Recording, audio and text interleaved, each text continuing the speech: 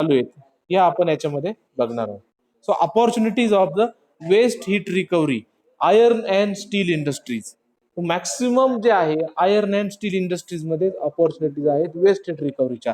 का बरं ते मागच्या याच्यात पण तुम्ही आयर्न रिफायनिंग इंडस्ट्री याच्यामध्ये तुम्ही मागच्या वर्षी आयर्न कार्बन डायग्राम स्टडी केली आहे. सो मॅक्सिमम टेम्परेचर रेंज कुठपर्यंत जाते तुम्हाला माहिती. So there is a high temperature working environment. whenever there is a high temperature working environment there must be a waste heat. जिथं जिथं तुम्हाला high temperature around thousand of degree Celsius और 500 degree Celsius या पद्धतीचं temperature जिथं जिथं मिळतं तिथं तिथं वेस्ट हीट मिळणारच आहे. कशामुळं?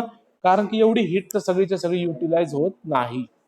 ओके, कुठं कुठं आहे फास्टली आपण याच्यामध्ये एक्झाम्पल तुम्हाला लक्षात ठेवायचे, सगळ्याचं सगळं चार्ट पाठ करायची गरज नाही. Blast furnace. ब्लास्ट फर्नेस तुम्ही बघितलेले आयर्न कार्बन डायग्राम जो आहे तो ब्लास्ट फर्नेस मधूनच ती तयार झालेली ब्लास्ट फर्नेस. ब्लास्ट फर्नेस मध्ये कुठं maintaining the heating value to reduce or eliminate the use of supplementary fuel. म्हणजे हिटिंग व्हॅल्यू काय करायची मेंटेन करायची to reduce the eliminate or eliminate the use of supplementary fuel.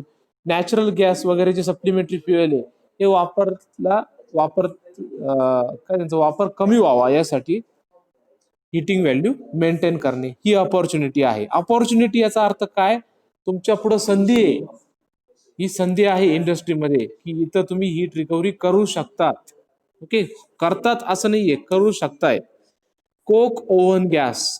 आता coke जिथं होतो त्याचं ओव्हन त्याच्यामध्ये काय होतंय use of sensible heat and chemical heat of COG म्हणजे coke oven gas elimination of need to cool or quenching heat process बा. तर त्याच्यामध्ये सुद्धा सेन्सिबल हीट तुम्ही यूज करू शकतात. त्याच्यामधली steam from liquid steel refining area recovery of steam heat and condensate return. Condensate जे रिटर्न येतं त्याच्यामधली हीट रिकव्हर होऊ शकते. असे वेगवेगळे शेवटचं बघा hot product discharge from various furnaces मधून येणारे हॉट प्रोडक्ट त्याच्यामध्ये सुद्धा हीट असते. आणि हे तर कुठपर्यंत असतं near around 1300 Fahrenheit to 2200 Fahrenheit म्हणजेच किती 700 to 1200 degree Celsius steel product जे बाहेर येतात त्याच्यामध्ये एवढी वेस्ट हीट असते which can be recovered and which can be use to some useful purposes. Next one is a waste heat from recuperator or regenerative burners. आत्ताच आपण मागच्या याच्यात पाहिलंय. So recovery of sensible heat and latent heat. आता sensible heat असते आणि लॅटेंट heat असते. Sensible heat म्हणजे कोणती heat? the heat which increases or reduces the temperature, and what is latent heat which changes the phase from either liquid to gases or liquid to solid. Okay, that is the latent heat. So both, in case of both the heat there is a possibility of recovery. Okay, low grade heat available in the form of hot water used in cooling system. आता कुठं for example castor म्हणजे कुठं automobile मध्ये जी use होते vehicle मध्ये जे cooling water use होतं त्याच्यापासून निघणारी जी लो ग्रेड हीट आहे that can also be recovered. So it is up to a 52 degree Celsius. Cooling water जे बाहेर पडतं ती 52 डिग्री सेल्सिअस पर्यंत असतं. That can also be recovered which may be a for low temperature heat recovery. Next is a radiation convection heat loss from furnace wall. आता furnace wall मधून, furnace म्हणजे काय? जिथं ऍक्च्युअल फ्युएल बॉयलर मध्ये burn होतो ती जागा म्हणजे फर्नेस. तर फर्नेसची जी वॉल आहे त्याच्यामधून रेडिएशन हीट ट्रान्सफर लॉसेस सुद्धा होतात आणि काय होतं कन्व्हेक्शन हीट लॉसेस सुद्धा होतात. ओके, आता हे परत सांगायची गरज नाही रेडिएशन काय आणि कन्व्हेक्शन काय. So that recovery of A heat for use with in a plant. त्याची सुद्धा प्लांटमध्ये जिथं जिथं हीट गरज आहे तिथं तिथं ते वापरता येऊ शकतं. Okay, so these are the opportunities of waste heat recovery in iron and steel industries. या काही केसेस काही एक्झाम्पल्स दिलेले आहेत की जे आयर्न किंवा स्टील इंडस्ट्री ज्या आहेत त्याच्यामधून अपॉर्च्युनिटीज आहेत तिथून आपण वेस्ट हीट रिकव्हरी करू शकतो. काय होईल वेस्ट हीट रिकव्हरी केल्याने? आपण मगाशी बघितले नीड मध्ये काय मॅक्सिमम प्रॉफिट होतो आणि इफिशियन्सी प्लांटची वाढते. Okay, next present practices where waste heat recovery is done. कुठले कुठले प्रेझेंट प्रॅक्टिसेस आहे जिथं जिथं वेस्ट हीट रिकव्हरी केली जाते. ओके, सो बघा, many sectors of the industry have very good potential for waste heat recovery. कोणते कोणते? Industrial units following waste heat recovery system installed and used effectively are glass and fiberglass manufacturing. जिथं glass आणि fibre glass manufacturing होतं तर त्या केसमध्ये काय होतं की जी काही वेस्ट हीट निघते, process heating is always there. बरोबर, जी काही मेल्ट करण्यासाठी जी काही हीट लागते ते टेम्परेचर आणि ती हीट रिकव्हरी केलेली जाते. ॲल्युमिनियम प्रायमरी प्रोडक्शन जिथं होतं तिथून सुद्धा वेस्ट हीट रिकव्हरी केली जाते. Aluminium recycling and secondary melting. Generally ॲल्युमिनियमचे कसं होतं, ड्युरा ॲल्युमिनियम आणि ॲल्युमिनियम हे जे आहे हे फेजेसमध्ये तयार होतात, प्रायमरी प्रोडक्शन आणि सेकंडरी प्रोडक्शन. फायनल प्रोडक्ट तयार होताना त्याच्यामध्ये सुद्धा काही हीट रिकव्हर होऊ शकते आणि प्रायमरी फेजमध्ये सुद्धा काही हीट रिकव्हर होऊ शकते.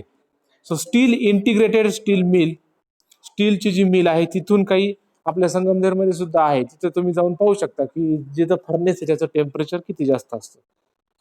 Steel or mini mill.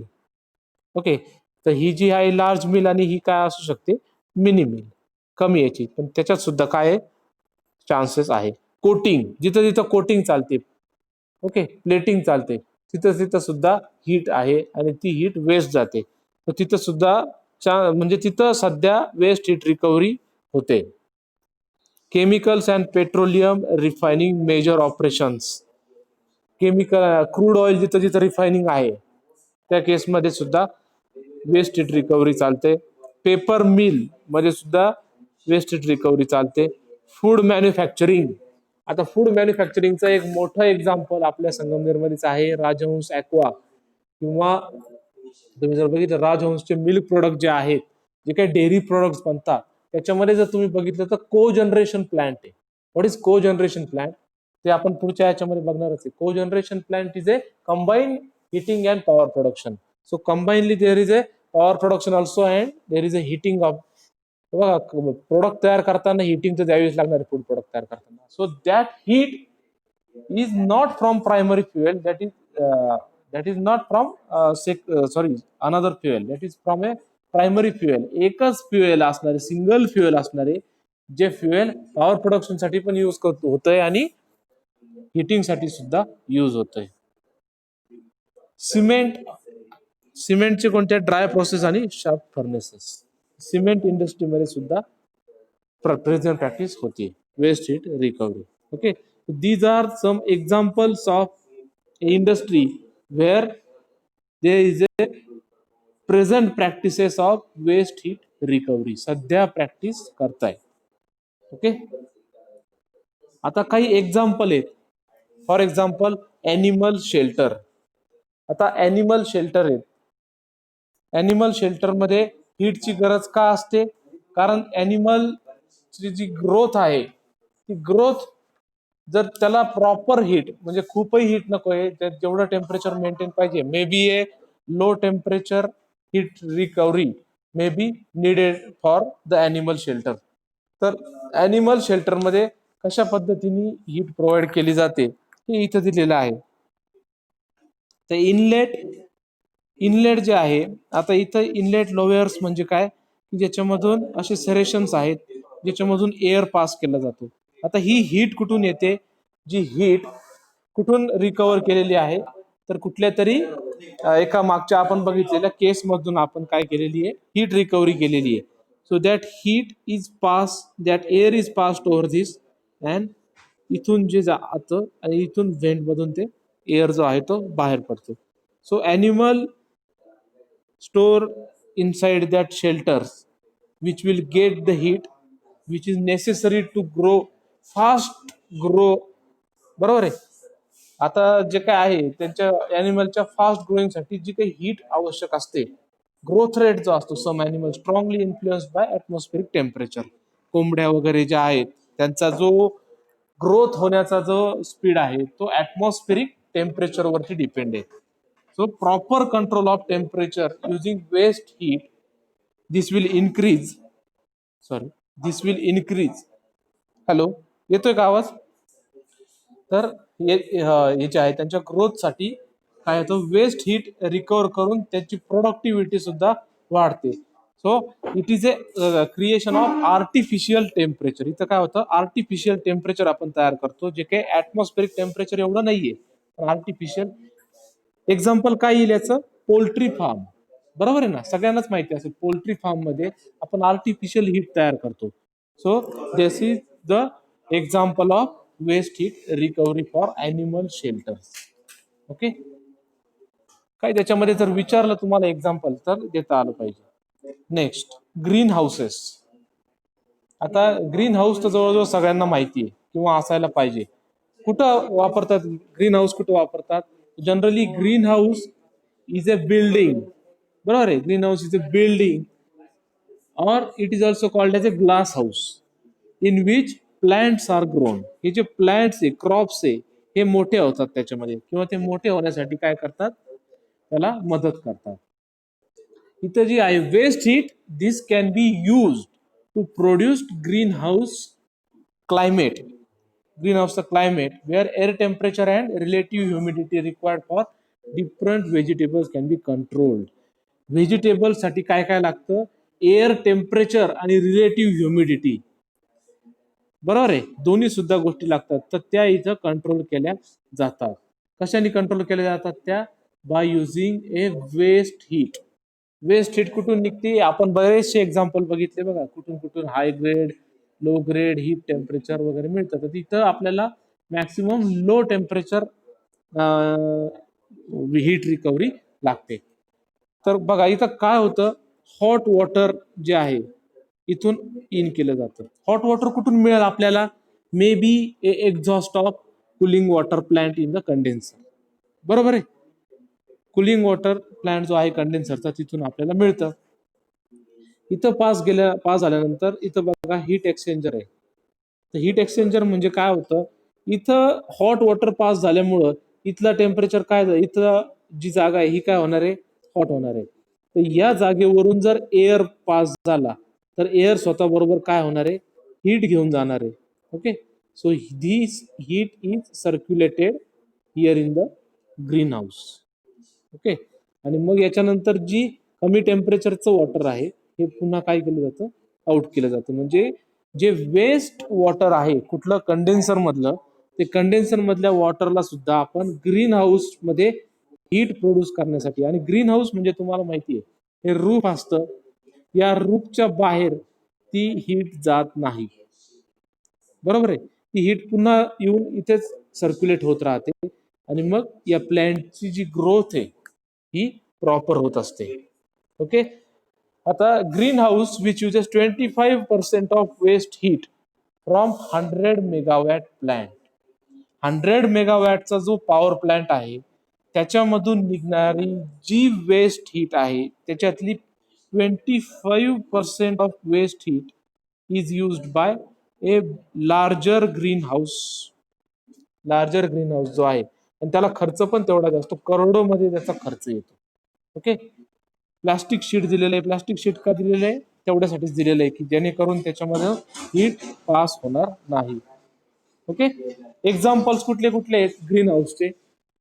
तर टोमॅटो, ऑनियन हे जे प्लांट आहेत, okay, tomato, onion, egg plant हे जे आहेत हे सगळे प्लांट कशामध्ये येतात, ग्रीन हाऊस मध्ये ग्रो करू शकतात.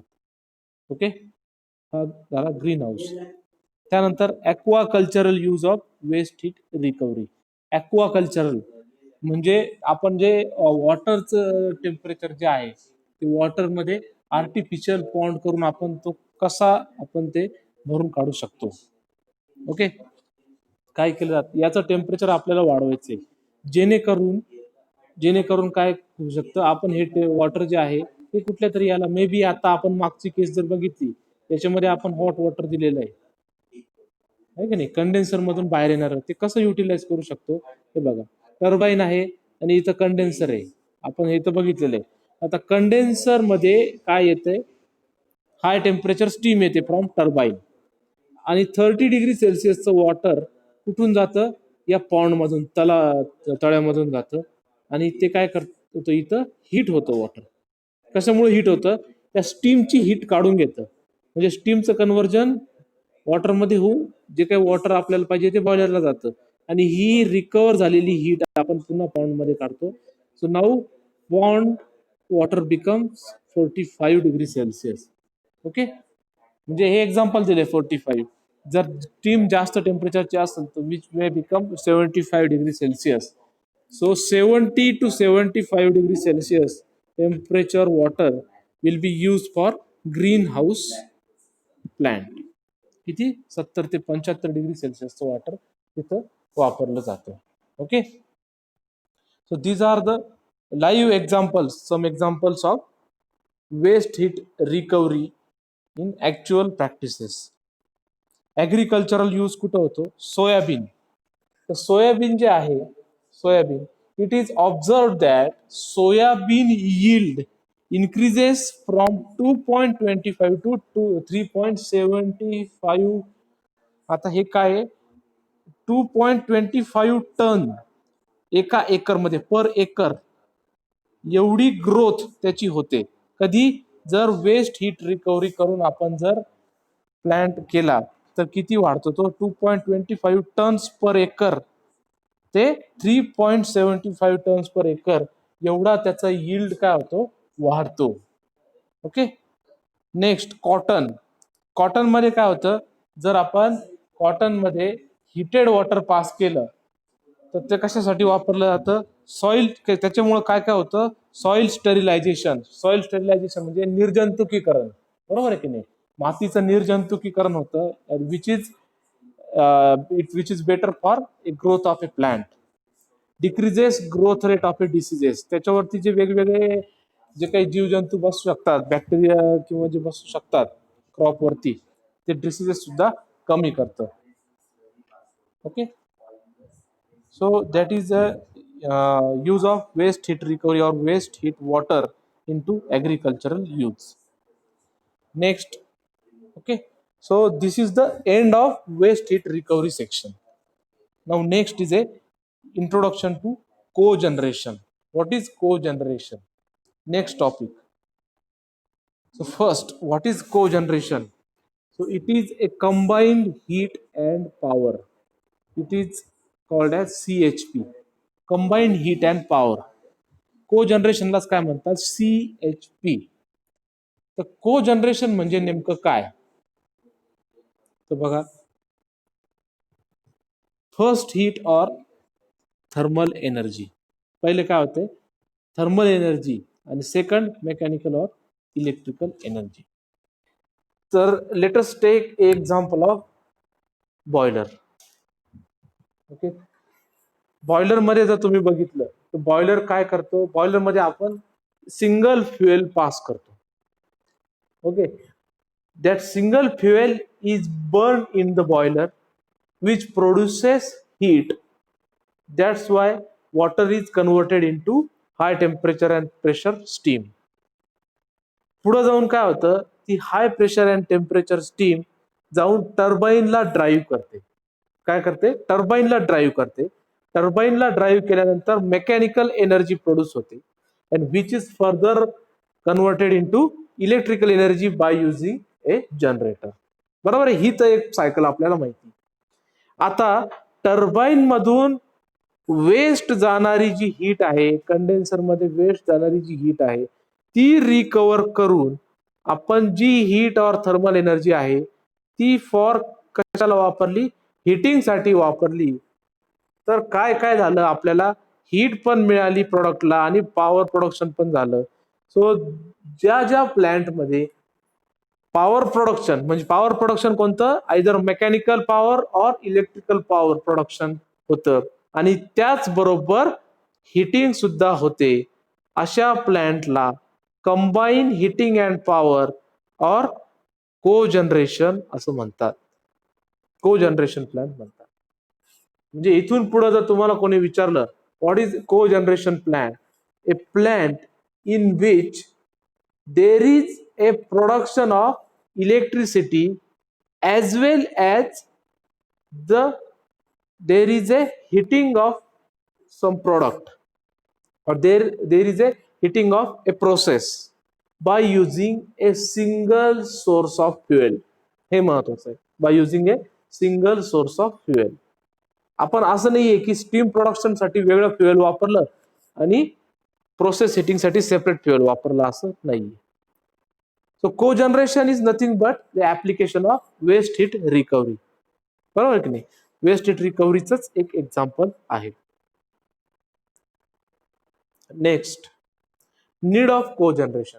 What is the need of cogeneration? So first, का बरं लागतं? Maximum utilization of primary fuel. आता प्रायमरी फ्युएलचं मॅक्सिमम युटिलायझेशन म्हणजे नेमकं काय?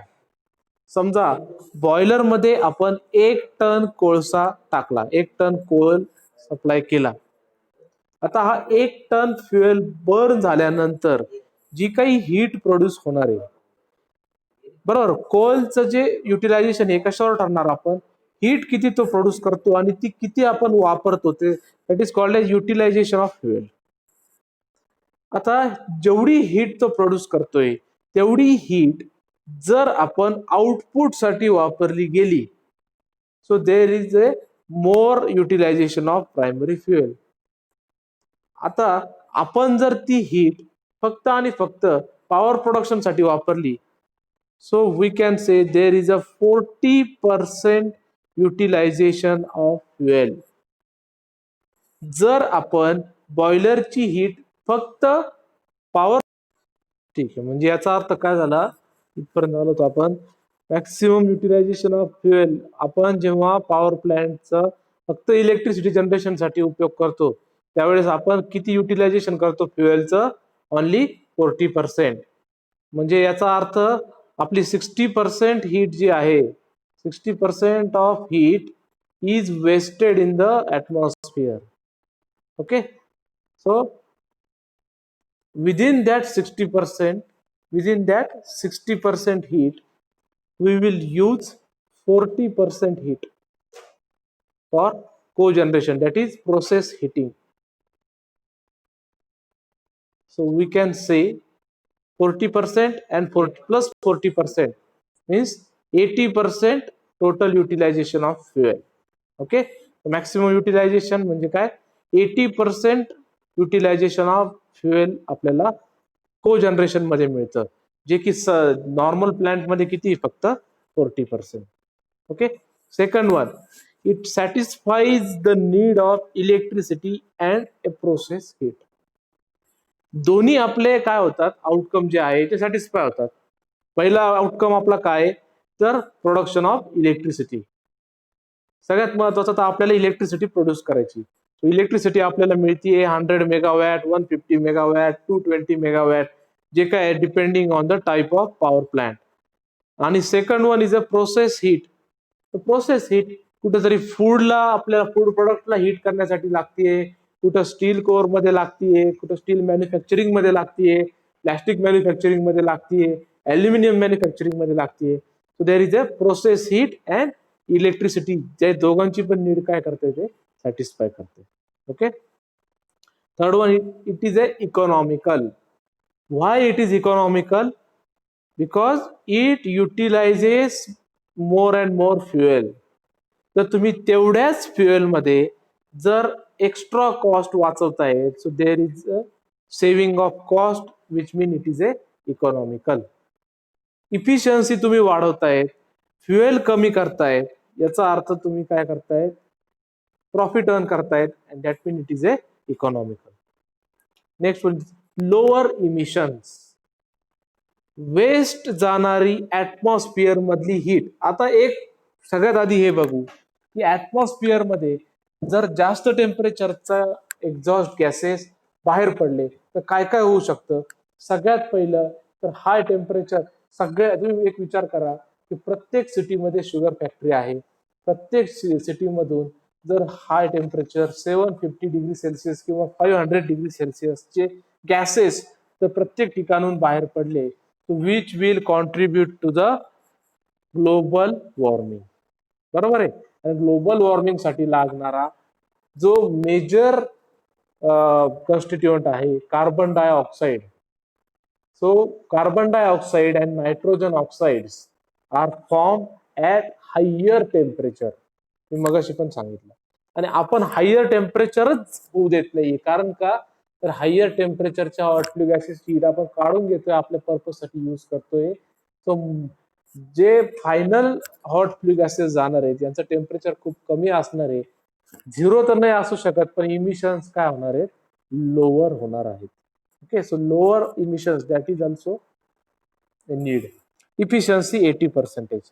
का बरं 80% आहे? बिकॉज युटिलायझेशन 100%, मॅक्सिमम युटिलायझेशन किती होऊ शकतं, 100%. तर 100% पैकी इथं किती होतंय, 80%. That means it is A having efficiency of 80%. Okay, utilization is 80%, that is why it is a 80% efficiency. Next one, it reduces transmission losses. आता ट्रान्समिशन लॉसेस म्हणजे काय, तर जिथं जिथं आता बघा, ट्रान्समिशन लॉसेस ग्रेटर एक्सटेंट पर्यंत ते काय होतात, रिड्यूस होतात. जेणेकरून आपण को जनरेशन प्लांट मॅक्सिमम कुठं सेटअप करतो, तर जिथं जिथं आपली लोड सेंटर आहे त्याच्या जवळच, कारण त्याच्यापासूनच प्रोसेस हिटिंग वगैरे जे आहे तिथून सुद्धा आपण जवळच ते जे आहे जवळ सेटअप करतो. त्याच्यामुळे ट्रान्समिशन लॉसेस जे होणार आहेत ते ग्रेटर एक्सटेंट पर्यंत काय होणार आहेत, रिड्यूस होणार आहे. Okay, these are the, we can say these are the advantages और नीड. ऍडव्हान्टेजेस विचारलं तरी ऍडव्हान्टेजेस म्हणून तुम्ही को जनरेशनचे लिहू शकतात. आणि दुसरं म्हणजे नीड ऑफ को जनरेशन विचारलं तरी नीड ऑफ को जनरेशन लिहू शकतात. ओके ओके, आता नेक्स्ट, क्लासिफिकेशन ऑफ को जनरेशन सिस्टीम. ज्या क्लासिफिकेशन आहेत त्याच्यामध्ये मेनली 2 सिस्टीम आहे. एक आहे टॉपिंग सिस्टीम, आणि दुसरी आहे बॉटमिंग सिस्टीम. तर आता या टॉपिंग सिस्टीम आणि बॉटमिंग सिस्टीम याच्यामध्ये काय फरक आहे तो आपण सगळ्यात पहिले बघणार आहे. तर बघा, टॉपिंग सिस्टीम म्हणजे काय. आता टॉपिंग सिस्टीम म्हणजे आपली जी जनरली आपण बघतो, म्हणजे जनरली आपण जी अज्युम करतो त्या टाईपची सायकल. म्हणजे काय, पहिला जो प्लांट आहे हा पहिला प्लांट कशासाठी आहे, इलेक्ट्रिसिटीसाठी. कशासाठी आहे, इलेक्ट्रिसिटीसाठी. आणि सेकंड प्लांट कशासाठी आहे, हिटिंगसाठी. को जनरेशन म्हणजे काय, कंबाईन इलेक्ट्रिसिटी आणि हिटिंग दोन्ही पण आहे. तर टॉपिंग सिस्टीम मध्ये काय होतं, पहिल्यांदा काय होतं, इलेक्ट्रिसिटी जनरेट होते, आणि सेकंडली काय होते, तर त्याच्यामध्ये हीट किंवा दुसऱ्या कुठल्या तरी याच्यासाठी वापरतात. आता बघा, कंबाईंड सायकल टॉपिंग सिस्टीम और combined cycle CHP. Combined cycle मध्ये काय होतं, तर आपल्याला गॅस टर्बाईनची सायकल माहिती, gas open cycle gas turbine. काय होतं ओपन सायकल गॅस टर्बाईन मध्ये, एअर कॉम्प्रेसर जो आहे तो रन होतो. कंबशन चेंबर मध्ये काय होतं, तिथून गॅस प्रोड्यूस होत, गॅसेस आपल्याला मिळतात, हॉट एअर मिळतो. आणि हा जो हॉट एअर आहे, हा हॉट एअर आपण कशासाठी वापरतो, किंवा हॉट गॅसेस कशासाठी वापरतो, तर गॅस टर्बाईन रन करण्यासाठी. गॅस टर्बाईन रन होतं, which also runs generator which produces electricity. ही झाली फर्स्ट इलेक्ट्रिसिटी. ओके, आता या टर्बाईन मधून बाहेर निघणारी हीट ही डायरेक्टली काय होत होती, आतापर्यंत वेस्ट म्हणून जात होती. तीच हीट आपण काय केलेली आहे, रिकव्हर केलेली. कुठं, स्टीम जनरेटर मध्ये. स्टीम जनरेटर म्हणून ते रिकव्हर केली. फॉर एक्झाम्पल, इथं येणारी हीट ही जी आहे ही फॉर एक्झाम्पल 250-300 डिग्री सेल्सिअस पर्यंत आहे. तर ही 250 डिग्री सेल्सिअस हीट आपण कशाला दिली आहे, इथून जे येतंय बघा, फीड वॉटर येतं, या फीड वॉटरला दिली आहे. फीड वॉटरला दिल्यामुळे फीड वॉटरचं कन्वर्जन कशामध्ये होणार आहे, स्टीम मध्ये होणार आहे. ओके, सो याच्यातून स्टीम बनून इथून बाहेर पडते. Okay, so that steam drive steam turbine. Okay, steam टर्बाईनला ड्राईव्ह करते, आणि हे स्टीम टर्बाईन कशाला ड्राईव्ह करतं, जनरेटरला. So there is a second electricity production. अलग लक्षामध्ये, हिटिंग करून, हिटिंग कशासाठी वापरली, ही CHPच आहे. CHP म्हणजे कंबाईन हिटिंग अँड प्रोडक्शनच आहे, पॉवर प्रोडक्शनच आहे. पहिलं आपण पॉवर प्रोडक्शन केलं आणि सेकंड इथं काय केली, हिटिंग केली. पण हिटिंग कशासाठी केली आहे, तर फूड प्रोडक्ट बनवण्यासाठी नाही केली, तर सेकंड आपण परत काय केलंय, इलेक्ट्रिसिटी जनरेट केली. So this is how we can increase the power production of electricity by using combined plant. Finally ही जी आहे ही कमी टेम्परेचरचे एअर इथं आपण त्याची मॅक्सिमम काढून घेतली, वेस्ट हिट रिकव्हर केली आणि फायनली मग इथं लो टेम्परेचर जे आहे गॅसेस ऍटमॉस्फिअरला गेले. येते लक्षात. दिस is a combined cycle of combined topping system, cycle for topping system. Topping का म्हणलंय त्याला, कारण पहिले इलेक्ट्रिसिटी प्रोड्यूस होती आणि सेकंड हिटिंग होती, म्हणून त्याला टॉपिंग म्हणलेलं. Next, bottoming cycle cogeneration system. आता बॉटमिंग सायकल म्हणजे काय, प्रोसेस हीट जनरेटर. पहिलं काय आहे, process heat generator. Heat generator म्हणजे काय, इथं फ्युएल आहे, फर्नेस आहे, बॉयलर असेल, तर बॉयलर मधून तयार झालेली हीट प्रोसेस प्लांट साठी वापरली. फॉर एक्झाम्पल मिल्कचे प्रोडक्ट त्याला हीट करण्यासाठी वापरले. ओके, सो पहिल्यांदा काय झालं, हिटिंग प्रोसेस झाली. आता जी वेस्ट हीट आहे ही ऍटमॉस्फिअरला जाणारी, ही आपण रिकव्हर केली. कशी केली, कंडेन्सर मधून फीड वॉटर येतं त्याला हीट केलं. ओके, त्याच्यापासून स्टीम बनली आणि या स्टीमने आपण काय केलं, टर्बाईनला रोटेट केलं आणि टर्बाईन रोटेट होऊन त्याच्यापासून जनरेटर रोटेट झालं आणि इलेक्ट्रिसिटी प्रोड्यूस झाली. This is second task. First task काय केली, आपण हिटिंग केली, आणि सेकंड टास्क काय केली, इलेक्ट्रिसिटी प्रोड्यूस केली. That is why it is called as bottoming cycle. फरक लक्षात आला. टॉपिंग सायकल मध्ये काय होतं, पहिले इलेक्ट्रिसिटी प्रोड्यूस होती अँड सेकंडली हिटिंग होती, आणि याच्यामध्ये काय होतं, पहिल्यांदा हिटिंग होती आणि सेकंड वन इलेक्ट्रिसिटी प्रोडक्शन होतं. नाही, heat recovery topping system and heat recovery CHP, ही पण टॉपिंग सिस्टीम आहे. आता टॉपिंग सिस्टीम कशामध्ये दाखवली, डिझेल इंजिनची दाखवली. डिझेल इंजिनची टॉपिंग सिस्टीम. टॉपिंग म्हणल्यावर पहिलं काय, फर्स्ट काय, इलेक्ट्रिसिटी जनरेशन. डिझेल इंजिन काय करतो, डिझेल जनरेटरला रोटेट करतो. डिझेल जनरेटर काय करतो, इलेक्ट्रिसिटी प्रोड्यूस करतो. as it is a topping cycle, so first we will get a electricity. Waste heat जाणारी जी काही एनर्जी आहे, ओके, वेस्ट हीट जाणारी एनर्जी जी आहे, वेस्ट हीट रिकव्हरी बॉयलर, मग अशी जसं आपण बघितलं वेस्ट हीट रिकव्हरी बॉयलर, त्याच्यामध्ये डायरेक्ट वॉटर स्टीम मध्ये कन्वर्ट होतं आणि ती स्टीम काय करते, प्रोसेस स्टीम म्हणून आपण यूज करतो. आता इथे इलेक्ट्रिसिटीसाठी यूज नाही केली, ही कशासाठी यूज केली आहे, प्रोसेस स्टीम साठी, म्हणजे फूड प्रोडक्ट असतील किंवा आणखीन काही जे आहे ते हीट करण्यासाठी यूज केलेलं आहे. Okay, this is also called as diesel engine topping system. Diesel इंजिनची टॉपिंग सिस्टम असं सुद्धा याला आपण म्हणू शकतो. Okay, steam turbine topping system और स्टीम टर्बाइन सीएचपी. स्टीम टर्बाइनची टॉपिंग सिस्टम कशी, स्टीम टर्बाइन मधूनच डायरेक्ट विदाउट युजिंग कंडेन्सर कशी टॉपिंग आपण करू शकतो, तर high pressure high temperature steam, okay, इथे येते. त्याच्यामुळे काय होतं, टर्बाइन रोटेट होणार, इलेक्ट्रिसिटी प्रोड्यूस होणार. टॉपिंग सिस्टीम आहे म्हणजे पहिली इलेक्ट्रिसिटी प्रोड्यूस झाली आणि वेस्ट हीट डायरेक्टली प्रोसेस साठी वापरली. So this is cogeneration, combine electricity production and heating. पण पहिलं इलेक्ट्रिसिटी आणि second heating, so that is why it is a topping system. Okay, gas turbine topping. Gas turbine topping मध्ये आपण मग अशी जसं पाहिलं तसंच, पहिलं electricity generation and second one process steam साठी हिटिंग. ओके, यात काय फार एक्सप्लेन करायचे, आता तुम्हाला हे नॉर्मल वर्किंग आहे, हे जनरल वर्किंग तुम्हाला आता सगळ्यांना माहिती आहे. टर्बाइन काय करतं, जनरेटर काय करतं, कंबशन चेंबर मध्ये काय होतं, त्याच्यामुळे जास्त काही एक्सप्लेन करायची गरज मला वाटत नाही याच्यामध्ये.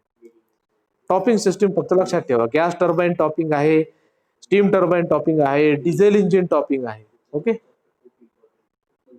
समजलं इथपर्यंत.